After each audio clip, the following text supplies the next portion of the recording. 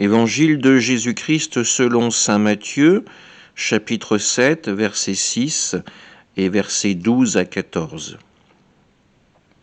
En ce temps-là, Jésus disait à ses disciples : « Ne donnez pas aux chiens ce qui est sacré.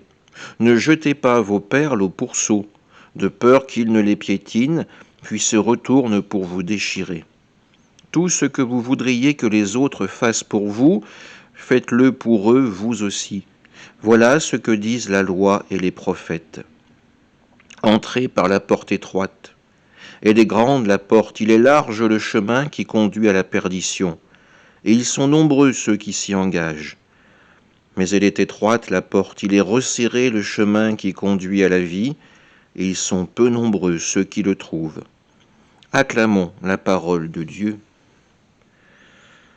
Nous avons dans ce texte aujourd'hui cette parole assez compliquée à comprendre. Ne donnez pas aux chiens ce qui est sacré, ne jetez pas vos perles aux pourceaux, de peur qu'ils ne les piétinent, puis se retournent pour vous déchirer. Jésus est tout à fait conscient du cadeau qu'il fait à ses disciples. La parole de Dieu qui leur est offerte, ils sont les témoins des signes que Jésus, le Fils de Dieu, va poser pour montrer la toute-puissance de son Père, une puissance qui se manifeste dans l'amour et la miséricorde.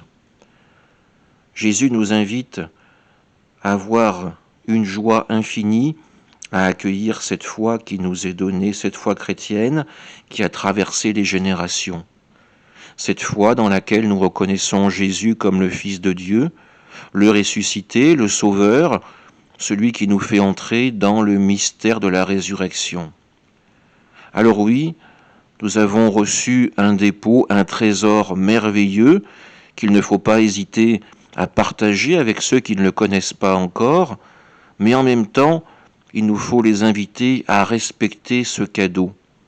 Accueillir le Christ, c'est accueillir le Fils de Dieu. C'est accueillir Dieu lui-même dans notre vie.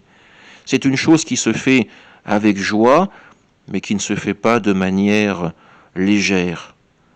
Oui, ne jetons pas nos perles, ne gaspillons pas le trésor que nous avons reçu, offrons-le, donnons-le, mais expliquons avant tout quelle est la beauté du cadeau qui nous est fait. Amen.